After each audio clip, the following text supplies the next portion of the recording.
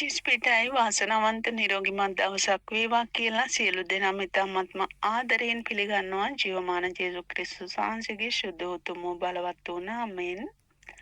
ශුද්ධ බයිබලයේ මතෙව් 7:24 කියනවා, එහෙයින් යමෙක් මාගේ මේ වචන අසා ඒවා පිළිපදීද ඔහු පර්වතයේ පිට තමාගේ ගේ සාදාගත් නුවණ ඇති මිනිසෙකුට සමාන කරනු ලබන්නේය. වැසි වැස ජලය ගලා හුළඟ හමා ඒ ගෙට ගැසුවේය. එය පර්වතයේ පිට පිහිටා තිබුණු බැවින් නොවැටුනේය.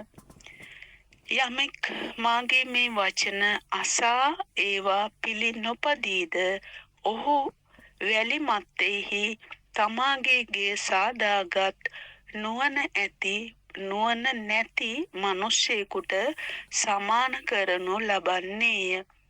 වැසි වැස ජලය ගලා හුළඟ හමා ඒ ගෙට ගැසුවේය. ඒක වැටුනේය. එහි වැටීමද බලවත් විය. යේසුස් වහන්සේ මේ වචන කියා නිම කළ කල්හි සමූහයෝ උන්වහන්සේගේ ඉගැන්වීම් ගැන විස්මයට පත් වූය. මක් නිසාද උන්වහන්සේ ඔවුන්ගේ ලියන්නන් මෙන් නොව බලය ඇති කෙනෙකුමෙන් ඔවුන්ට ඉගැන්වූසේක. ඉතින් දෙවියන් වහන්සේගේ වචනය මේ බයිබලයේ පුරාවටම තිබෙනවා. ඉතින් මෙතන වචනයෙන් කියලා තියෙන්නේ දෙවියන් වහන්සේගේ වචනේ අහලා එය අවබෝධ කරගෙන ඒ වචනේ තුල අපි ජීවත් වෙනවා නම් අපේ ජීවිතේට යහපත උදා කරගන්නට පුළුවන්. ඒ වගේම වචනේ කියලා තිබෙන්නේ එය අපි ඇහුවට විතරක් මදි. ඒ අපි පිළිපදින්නටත් ඕන. දේව වචනේ තුල අපි ජීවත් වෙන්නට ඕන. ඉතින් මේ වචන මේ බයිබලයේ පුරාවටම තියෙන දෙවියන් වහන්සේගේ වචනයයි. ඉතින් වචනේ තුලින් අපට නිරෝගීකම, සුවය, සතුට, ප්‍රීතිය, සමාදානය මේ හැම දෙයක්ම වචනේ තුලින් අපට ලැබෙනවා. ඉතින් අපි දෙවියන් වහන්සේගේ වචනය තුල ජීවත් වුණොත් විතරයි අපේ ජීවිතේ යහපත් කරගන්නට පුළුවන්. අපි ගොඩක් වෙලාවට දෙවියන් වහන්සේගේ වචනයට වඩා අපි ගොඩක් කැමති මිනිස්යන්ගේ වචන අහන්න. ඉතින් අපි වචන කතා කරනකොටත් අපි වචන ගැන පරිස්සම් වෙන්නට ඕන. මොකද යක්ෂයා නිතරම බලාගෙන ඉන්නේ අපිට වරදින තැන් අල්ලගන්න. ඒ යක්ෂයා අන්ධකාර ආත්මවල හැටි.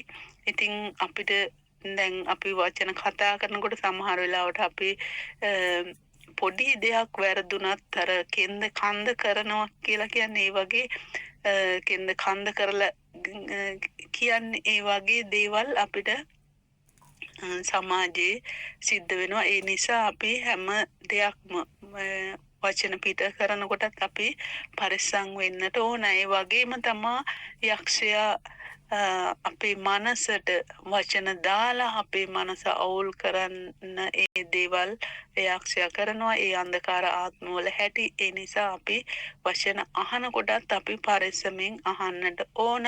අපි දෙවියන් වහන්සේගේ වචනේ තමයි අපි නිතරම අහන්නට ඕන. අපේ ජීවිතේට යහපත උදා කරගන්න නම් අපි දේව වචනේ තුලම අපි ජීවත් වෙන්නට ඕන.